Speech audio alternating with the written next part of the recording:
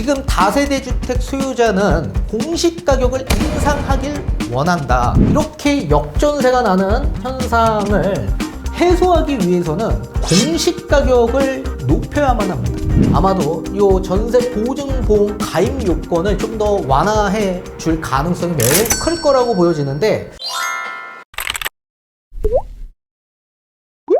네, 안녕하세요. 반갑습니다. 이경민의 부동산 하이킥의 이경민입니다. 자, 2014년 공시가격이 결정되어 공시되었습니다. 2013년 기준에서 봤을 땐 전국 평균 공동주택 공시가격은 전년 대비 약 마이너스 18.6%나 하락했었던 반면에 올해 2014년의 공시가격은 전년 대비 전국 평균 약 플러스 1.52% 소폭 상승한 수치로 공시되었습니다. 자, 지금의 이 공시가격을 좀 조정하기 위한 목적에서 예신청 접수 건수 가운데 하향 조정을 원한 건수 중에 아파트의 비중이 약 97% 정도로 큰 비중을 좀 차지했고, 반대로 상향 조정을 원했던 건수 가운데 다세대 주택의 건수가 97% 정도로 큰 비중을 차지했습니다. 자, 이렇게 다세대 주택 소유자는 지금의 이 공시가격보다 조금 더 인상되길 원했고, 반대로 아파트 소유자는 지금의 이 공시가격보다 인하되길 원했습니다. 이렇게 각각의 소유자마다 공시가격의 기준점이 다른 이유가 뭘까요? 그리고 거기에 따른 주택 매매 시장에 있어서 우리는 어떻게 접근을 해야만 할까요? 뒤에 판소를 통해 자세히 알려드리도록 하겠습니다. 자, 국토부는 3월 19일부터 4월 8일까지 소유자 이해관계인 지자체를 대상으로 공동주택 공시가격의 안에 대한 열람 및 의견 청취를 진행했습니다. 의견 제출 건수는 전년보다 약 22% 정도 감소한 6,368건으로 집계가 되었고, 그 중에 상향 조정을 원했던 건수는 5,163건, 하향 조정을 원했던 건수는 1,205건으로 상향 조정을 원했던 건수가 가장 높았습니다. 이는 최근 5년 중에 가장 적은 수준으로 집계가 된 겁니다. 자, 가장 중요한 게 현재 국토부는 공동주택 공시가격 상향 의견 접수 등을 종합적으로 고려해서 전세 보증금 반환 보증과 임대 보증금 보증에 관한 제도 개선 방안을 별도로 검토 중에 있다고 합니다. 자, 앞에서 제가 설명드린 것처럼 상향 조정을 원했던 건수 가운데 다세대 주택의 비중이 97%나 차지했다고 했습니다. 그 얘기는 지금 다세대 주택 소유자는 공시가격을 인상하길 원한다. 자, 이렇게 상향 의견에 대한 접수 등을 종합적으로 좀 고려해서 왜 그런 건지, 그리고 거기에 따른 해결책은 없는 건지 전수조사하겠다. 그리고 전세 보증 반환 보증과 임대 보증 보험에 대한 제도 개선에 대한 방안이 필수적으로 좀 필요할 거다. 그래서 거기에 따른 별도 검토하고 이제 발표할 가능성이 매우 커질 거다. 이렇게 보시면 좋을 것 같습니다. 쉽게 예를 들면 우리 다세대 주택 같은 경우에는 전세 세입자를 맞추기 위해선 전세 보증보험 가입이 필수적입니다. 그래야지만 세입자가 계약을 할 수 있기 때문에 그렇죠. 자, 그런데 그러려면 전세 가격을 공시가격의 126% 이하로 맞춰야만 합니다. 그렇기 때문에 다세대 주택 소유자분들이 공시가격을 좀 높이길 원했다. 거기에 대한 접수 등을 종합적으로 좀 고려해서 제도 개선 방안을 마련하겠다. 그러니까 뭔가 발표가 추후에 나올 가능성이 매우 커질 거다라고 보여집니다. 이건 뒤에 가서 조금 더 쉽게 판소를 통해 좀 알려드리도록 하겠습니다. 자, 제출된 의견에 대해서는 조사자의 자체 검토와 외부 전문가의 심사, 중앙부동산가격공시위원회 심의 등을 거쳐 타당성이 인정되는 1217건의 공시가격을 조정했습니다. 반영 비율은 19.1%로 나타났습니다. 자, 2020년 의견 제출 건수 그리고 반영 건수의 비율을 보게 되면 2.4%였고 21년 5%, 22년 13.4%, 23년 16.5%, 24년에는 19.1%로 반영한 비율이 가장 높았다라고 보시면 좋을 것 같습니다. 자, 전국 평균 공시가격의 전년 대비 변동률은 당초 열람안과 동일한 상황입니다. 자, 다만 대전은 마이너스 0.06%포인트 하락한 수치로 요번에 다시 나왔고요.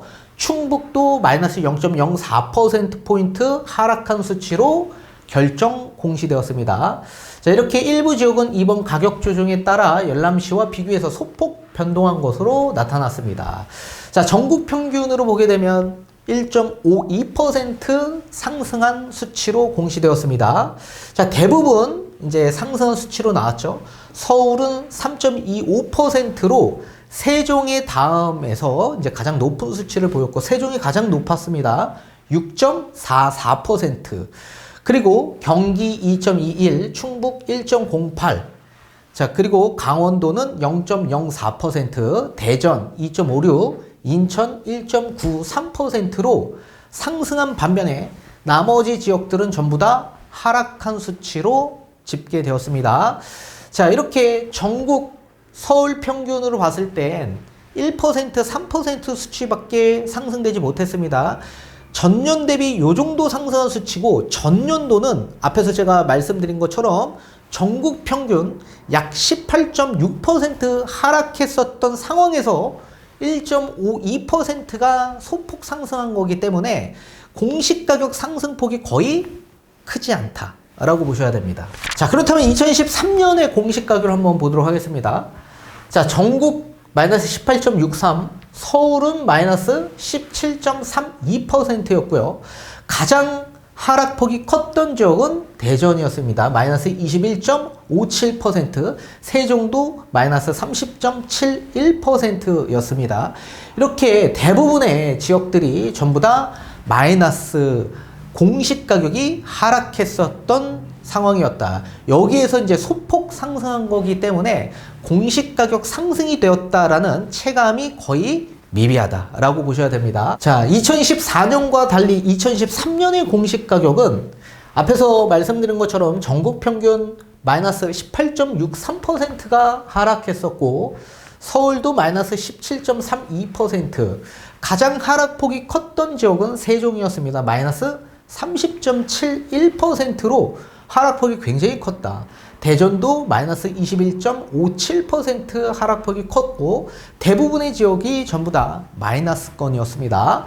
그래서 전년도 공시가격 하락폭이 워낙 컸기 때문에 지금 상승한 수치가 사실 소폭 상승한 거기 때문에 공시가격이 큰 폭으로 상승됐다기보다는 공시가격이 거의 미비하게 상승된 수치다라고 보셔야 됩니다. 자, 공동주택 공시가격은 부동산 공시가격 알림이 또는 해당 공동주택 소재한 시군구청 민원실에서 4월 30일부터 확인할 수 있습니다. 자, 공시가격에 이의가 있는 경우에는 5월 29일까지 이의신청서를 부동산 공시가격 알림이 누리집, 국토부, 시군구청, 그리고 한국부동산원 우편 팩스 또는 직접 방문해서 제출할 수 있습니다. 자, 접수된 이의신청 건에 대해서는 제조사를 실시해서 6월 27일까지 이의신청자에게 처리 결과를 회신할 예정입니다. 그리고 이제 중요한 게 올해부터 공개 예정인 아파트 층, 향 등급은 국민의 알 권리 보장 및 시장 가격과 개인의 재산권에 미치는 영향 등을 종합적으로 검토해서 소유자가 요청하는 경우에 연중 제공할 계획이라고 명시되어 있습니다. 자, 앞에서 제가 말씀드린 것처럼 왜 다세대 주택의 소유자와 아파트 소유자는 공시가격에 대한 이의 신청에 있어 왜 다른 의견을 제출했을까요? 뒤에 판소를 통해 쉽게 알려드리도록 하겠습니다. 자, 2014년에 공시가격 이의 신청한 건수를 보게 되면 총 6,370건 정도가 됩니다. 자, 그 가운데 아파트의 건수를 보게 되면 총 2,480건 정도가 됩니다.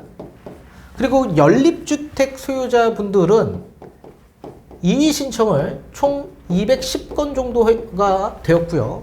다세대 주택의 소유자는 총 3,680건으로 이의 신청을 했습니다. 자, 반대로 지금 아파트의 비중이 가장 높을 거라고 생각을 했는데 반대로 다세대 주택의 소유자가 지금의 공시가격을 좀 더 조정해달라라는 이의 신청 접수를 가장 많이 했습니다. 자, 이 공시가격 지금 기준보다 높게 상향 조정을 원했던 수요를 보게 되면 그 비중이 약 81%나 차지합니다. 가장 많았습니다. 왜 하필 지금 공시가격보다 더 높은 공시가격을 원했을까요? 그 가운데서도 다세대 주택의 소유자가 상향 조정을 원했던 분들이 가장 많았는데 총 3,580건, 3,560건입니다. 60건. 비중을 차지하면 97%의 비중으로 다세대 주택의 소유자는 공시가격이 더 높게 산정되길 원했다. 반대로 공시가격이 지금 기준보다 하향 조정을 원했던 분들 비중이 16% 정도밖에 되지 않습니다. 그렇지만 그 가운데 아파트의 소유자가 가장 많았는데 총 97%나 차지합니다. 이렇게 다세대 주택의 소유자와 아파트의 소유자는 각각 공시가격 산정 기준에 있어서 그 기준점이 완전히 달랐습니다. 왜 이랬을까요? 우선 공시가격 왜 민감하게 반응들을 할까요? 우선적으로 역전세에 대한 부분 그리고 세금에 대한 부분이 있기 때문에 그렇습니다. 각각의 그 기준점이 서로가 다 달랐기 때문에 누구는 상향 조정을 원했고 누구는 하향 조정을 원했던 겁니다. 자, 우선적으로 우리가 세입자 전세 계약을 잘 체결하기 위해서는 반드시 전세 보증보험에 가입이 돼야만 합니다. 세입자 입장에서 본인의 전세 보증금을 보호하기 위해서는 당연히 보증보험에 가입이 되는 주택으로만 전세 계약을 체결하기 때문에 그렇습니다. 자, 그러면 이 가입 조건이 일단 필요한데 우선 첫 번째 KB 시세 이 KB 시세의 90% 요 90% 이하로 전세를 맞춰야지만 전세보증보험에 가입이 됩니다. 그리고 두 번째 만약에 KB 시세가 없는 주택인 경우 이런 경우에는 공시가격에 140%를 적용해서 주택가격으로 산정을 합니다. 여기에 매매와 전세의 비율인 전세가율을 90%로 적용하기로 했습니다. 그리고 세 번째, 만약에 KB 시세도 없고 그리고 공시가격도 없다. 이럴 경우에는 1년 이내에 거래된 주택 가격에 따라서 결정이 됩니다. 그리고 KB 시세와 공시 가격이 없는 신축 분양 같은 경우에는 분양 가격의 90%로 적용을 합니다. 다만 1년 이내에 준공된 주택에 한해서. 자, 따라서 1번부터 3번까지의 사항을 보게 되면 우선 KB 시세가 있는 주택을 보게 되면 당연히 아파트가 대표적이죠. 아파트는 KB 시세가 명확하게 기재되어 있기 때문에 그 시세의 90%가 적용되는 전세 가격으로 전세를 맞추면 됩니다. 그러면 자연스럽게 전세보증보험에 가입이 되죠. 자, 대부분 지금 서울 수도권 전반적인 지역 일대를 보게 되면 전세 가율이 약 매매가와 전세 비율 50%대입니다. 충분히 KB 시세 90% 이하로 맞출 수가 있죠. 그런 반면에 이제 지방 지역 일대를 보게 되면 지방 특히 중소도시 지역 일대를 보게 되면 매매와 전세 비율이 거의 가격 간극이 없는 아파트들이 많이 있을 겁니다. 그렇다라고 하더라도 지금 전세 가격도 하락했었고 매매 가격도 하락했었던 상황이었기 때문에 지금 전세가율이 좀 낮은 수준을 보이고 있고 그 전세가율이 아무리 높은 지역이라고 하더라도 거의 80%대입니다. 그래서 안전한 상황이죠. 따라서 KB 시세 90%로 전세를 맞출 수 있는 아파트가 거의 대부분이다. 그래서 전세보증보험에 가입이 되기 때문에 전세 수요층들이 전세 계약을 잘 안전하게 체결할 수 있다. 자, 반대로 KB 시세가 없는 아파트, 비아파트를 보게 되면 공시가격의 140%를 적용하기로 했습니다. 연립주택도 마찬가지고 다세대 주택도 마찬가지고 그죠? 뭐 오피스텔도 마찬가지고 KB 시세가 없기 때문에 공시가격으로 산정이 되는 겁니다.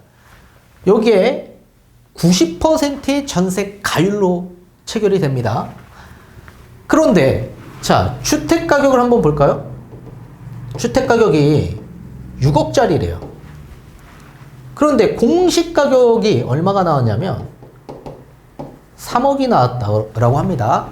그래서 주택 가격의 거의 60%가 적용이 돼서 공시 가격이 3억이 됐는데, 자, 예전에는 공시 가격에 150%를 적용해서 주택 가격으로 산정을 했습니다. 여기에 전세 가율은 100%로 적용을 했습니다. 자, 따라서 공시가격 3억에 150%에 100%를 적용하면 4억 5천만 원 이하로 전세를 맞추면 전세 보증보험에 가입이 가능했다. 그런데 지금 현재 기준에서 보게 되면 공시가격에 140%로 규제가 들어갔고요. 여기에 전세가율은 90%로 적용을 해야만 합니다. 자, 이럴 경우에 3억에 140%에 90%라고 한다면 약 3억 7,800만 원 이하로 전세를 맞춰야만 한다. 그러면 기존의 전세 계약을 4억 5천으로 했는데 이제 새로운 신규 계약을 체결할 땐 3억 7,800만 원 이하로 전세 계약을 체결해야지만 전세 보증보험에 가입이 되죠. 그러면 세입자 입장에서는 당연히 보증보험에 가입되는 주택의 계약을 체결하려고 하기 때문에 만약에 새로운 계약을 체결하거나 뭐 재계약을 체결할 경우에 어떻게 되죠? 7,200만 원의 자금을 빼줘야만 합니다. 7,200만 원. 이 자금 어디서 나서 이걸 반환을 해주겠습니까? 그죠? 뭐 대출이 안 나오는 분들도 계실 수 있고 주택이 한 채만 있는 게 아니라 여러 채 있는 분들도 분명히 있을 수 있을 겁니다. 그래서 이렇게 역전세가 나는 현상을 좀 더 해소하기 위해서는 공시가격을 높여야만 합니다. 그래서 대부분 다세대 주택 소유자분들은 지금 이렇게 보시는 것처럼 공시가격 상향 조정을 원했던 분들이 97%나 차지했다. 반대로 아파트 같은 경우에는 공시가격으로 산정하지 않고 KB 시세로 산정하기 때문에 역전세와는 무관하게 됩니다. 그리고 지금 신축 분양 다세대 주택 같은 경우에는 기존에는 감정가액으로 산정을 했었습니다. 근데 그 감정가액이 기존 시세만큼 기준을 삼거나 또는 그 주택 가격보다 훨씬 더 높은 금액으로 감정을 체결했던 부분이 있었기 때문에 이 거품이 굉장히 많이 생겼었죠. 그래서 분양가의 90%로 한정하고 있다라고 보셔야 됩니다. 그리고 마찬가지 공시가의 140%, 90% 요게 이제 적용이 된다. 1년이 넘어가면. 자, 따라서 지금 공시가격의 150% 수준과 공시가격의 140% 그리고 전세가율 90%의 차이점이 굉장히 크기 때문에 다세대 주택의 소유자는 공시가격이 높아야지만 역전세를 방지할 가능성이 매우 크기 때문에 공시가격 상향 조정을 원하셨던 분들이 많다. 그래서 앞에서 보신 것과 같이 그 비중이 너무 크기 때문에 정부도 이걸 심각하게 바라보고 있는 것으로 보여집니다. 따라서 아마도 이 전세 보증보험 가입 요건을 좀 더 완화해 줄 가능성이 매우 클 거라고 보여지는데 아마 제가 봤을 땐 공시가격에 한 160% 그리고 거기에 전세가율 90%가 적용이 될 가능성이 좀 있어 보인다. 또는 뭐 공시가격의 150% 그대로 하고 전세가율 90%로 적용을 해서 지금 기준보다는 조금 더 완화되는 그 기준이 나올 가능성이 매우 클 거라고 보여집니다. 이 전세가율 90%는 지금 전세 사기 또 역전세 뭐 이런 부분들을 어느 정도 방지하기 위한 목적이기 때문에 이 전세가율 90%는 그대로 있을 가능성이 있고, 주택가격을 산정하는 그 기준점, 공시가격의 요 기준점이 좀 바뀌어질 가능성이 있어 보입니다. 그리고 이제 세금적인 부분이죠. 보통 공시가격으로 합산으로 이제 산정되는 재산세나 종부세, 이런 보유세 같은 경우에는 사실 다세대 주택의 공시가격은 워낙 낮죠. 그런 반면에 아파트의 공시가격은 워낙 높기 때문에 그 부분을 좀 해소하기 위해서는 아파트의 소유자분들은 공시가격이 좀 낮아지길 원하셨던 거고, 그래서 그 비중이 가장 높았던 거라고 보여집니다.